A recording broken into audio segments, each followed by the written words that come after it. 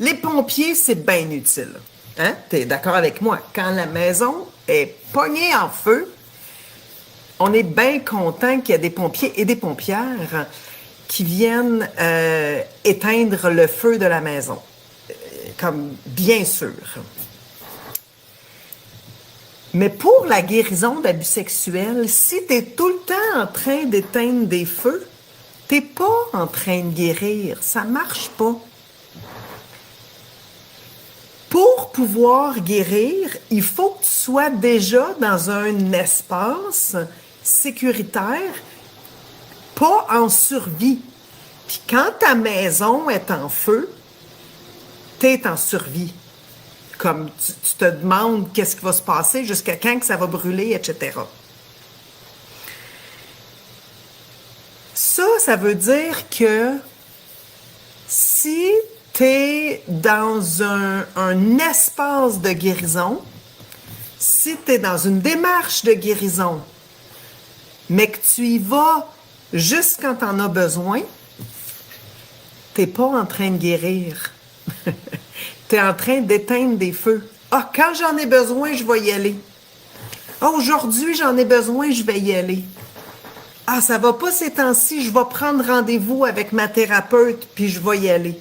Puis là, je vais parler de ce qui va pas, puis là, tout ça, ça va se calmer, puis après, je vais être correct. T'es pas en train de guérir si tu fais ça. T'es en train d'éteindre des feux. Ça va t'aider dans ta vie. C'est sûr que ça va t'aider dans ta vie, d'éteindre des feux. Ou de t'accrocher à des bouées de sauvetage. Bien sûr que ça va t'aider dans ta vie. Bien sûr que tu vas te sentir mieux après, que tu vas te sentir plus libérée, plus légère. Tu vas avoir pleuré un bon coup, puis là, ça va être mieux. Fait que là, tu vas retourner dans ta vie, puis là, tu vas te sentir mieux dans ta vie pour affronter tous les défis du quotidien, du travail, des enfants, du conjoint, de la conjointe, etc., etc. Fait que oui, ça fait du bien d'éteindre des feux, d'aller consulter quand ça va pas, de prendre rendez-vous à la carte quand ça va pas. Bien sûr que ça fait du bien, mais c'est pas la guérison. Ça prend un engagement envers soi-même. La semaine passée, j'ai parlé de à quel point sans connexion, sans relation, tu peux pas guérir. Ça prend des relations pour guérir. Un trauma relationnel a besoin de relations pour guérir. Pas guérir des agressions sexuelles toute seule. Là, ce que je te parle aujourd'hui, c'est que ça demande un engagement envers toi-même pour guérir. Ça demande un engagement qui dit, même quand je vais bien, en fait, ça devrait même être surtout quand je vais bien. Je vais aller à mes rendez-vous, à mes rencontres de groupe. Surtout quand je vais bien. Parce que c'est quand tu vas bien, c'est quand tu es en sécurité, c'est quand tu es en stabilité, c'est quand tu n'es plus en survie, que là, tu peux faire la plongée vers tes profondeurs puis vraiment guérir. Fait que les pompiers, les bouées de sauvetage, les rendez-vous de dernière minute quand ça va pas, c'est important. C'est pas à mettre dans la poubelle. Mais ça va faire diminuer ton niveau d'anxiété, d'intensité émotionnelle.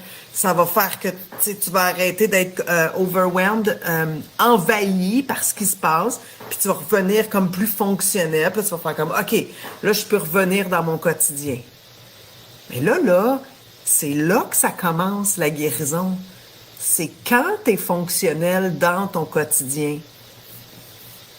C'est là que commence la guérison. C'est là que peut commencer la guérison. À partir du moment où tu es stable, bien, fonctionnel. Puis là, tu peux aller, j'aime pas le mot affronter, mais que tu peux aller faire face à l'adversité qui est la guérison, qui est le cheminement de guérison. Oui, l'adversité, ça fait partie de la guérison, de vivre, de faire face à l'adversité. Parce que la guérison, c'est ça. C'est un des aspects de la guérison.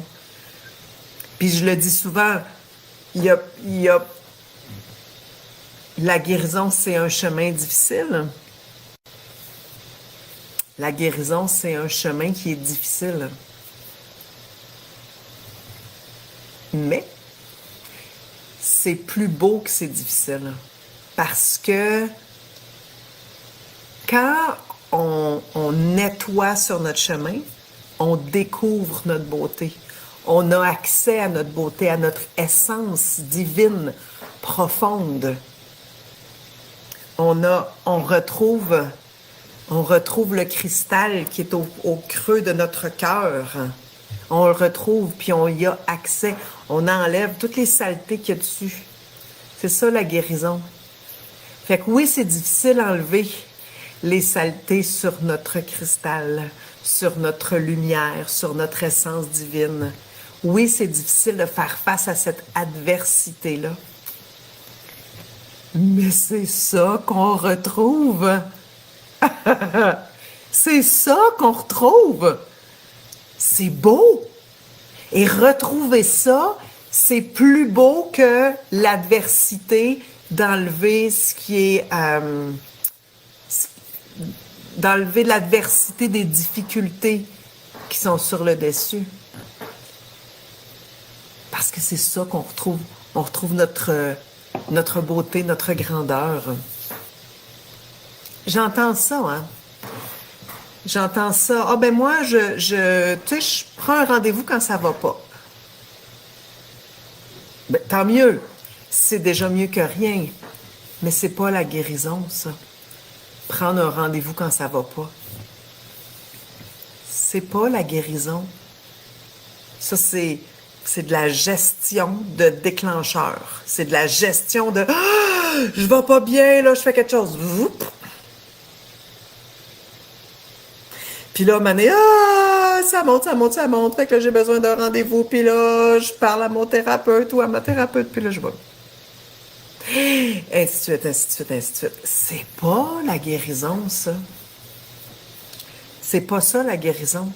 C'est pas avoir recours à des bouées de sauvetage. C'est pas avoir recours à des pompiers, des pompières.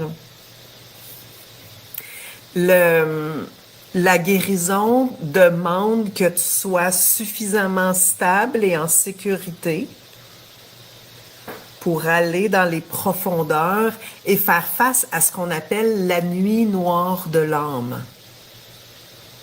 C'est un mot qui fait peur. C'est ça le travail de guérison. Être suffisamment solide, fonctionnel, accompagné pour aller en profondeur. Et c'est pour ça que j'ai un respect immense, une admiration immense pour toutes les magiciennes de vie qui choisissent d'entrer dans le cercle. Ça peut être un autre... qui choisissent d'entrer dans le cercle. Je connais, pour avoir moi-même marché mon chemin de guérison, je connais le courage, l'humilité, la discipline, la foi que ça prend, l'amour de soi que ça prend pour dire, là, je suis quand même assez en sécurité puis stable, là, mais il y a encore quelque chose qui me bloque. Puis cette affaire-là, là, je veux y avoir accès complètement. Puis je veux plus qu'il y ait de couches de marde dessus. Puis je veux plus qu'il y ait de couches de caca dessus. Puis je veux briller de ma pleine lumière. Je veux avoir accès pleinement à cette lumière, à cette essence divine que j'ai. Je veux briller à 100%. En résumé, ça prend de l'engagement pour pouvoir guérir, de l'engagement envers toi-même. Un engagement, pas juste quand ça va pas ou quand tu as un peu le temps. Et il faut que tu ne te serves pas des accompagnements que tu as comme bouée de sauvetage. Que tu ne fasses pas que éteindre des feux. C'est pas ça la guérison, c'est pas éteindre des feux. Ne pas attendre quand ça va mal. Parce que des fois, puis je le vois avec les magiciennes, des fois dans le cercle, pas tout le temps, mais des fois je le vois que c'est comme si la vie, si tu ne mets pas, merci Céline, si tu ne mets pas ta guérison en priorité,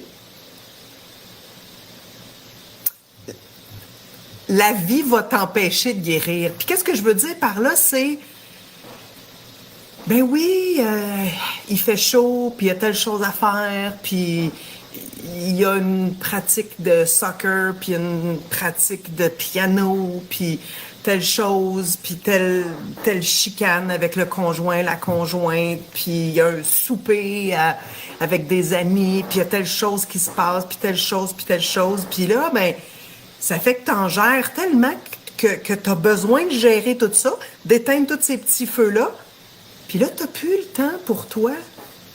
Parce que tu fais pas de temps. Oui, mais là, j'ai pas pu rien faire là, cette semaine pour ma guérison, parce que là, j'avais un souper, puis là, j'avais une amie que je vois pas souvent, fait que je suis allée faire un 5 à 7 quand je suis revenue. Il a fallu que je fasse la vaisselle. C'est correct. Tu sais, tu mènes la vie que tu veux, là. C'est bien correct. J'ai pas de trouble avec ça, là. Mais pour guérir, puis c'est ça le sujet, pour guérir, tu as besoin de mettre ça en priorité. À même égalité que le travail, parce qu'il faut bien vivre, là, que le travail, puis que t'occuper des enfants. Puis de la famille, là, tu sais, l'enfant, puis conjointe, là, comme... Tout le reste, là, moi, pendant des années, tout le reste, ça passait après. Je faisais 800 $ par mois. J'avais 2 enfants. Il me restait de l'argent et du temps pour ma guérison. Et je m'achetais pas de vêtements. J'allais pas au resto. Je courais les aubaines à l'épicerie. Fait que des excuses, là, il y en a pas beaucoup pour moi qui passent. À part si t'es vraiment comme sur l'aide sociale, genre. Mais à part ça, là, il y en a pas beaucoup d'excuses qui passent parce que je sais que c'est un choix. La guérison, c'est un choix. C'est un choix, puis c'est un engagement vers toi-même que tu dois faire, même, surtout quand ça va. Oui, quand ça va pas, mais une fois que tu as passé la vague difficile, là, continue. Comme t'es revenu en stabilité, là, tu peux aller plonger. Continue à ce moment-là. Arrête-toi pas en disant « Ah, je reviendrai la prochaine fois que ça va aller mal. » Non, c'est pas ça la guérison. Ça, c'est de la gestion de déclencheur.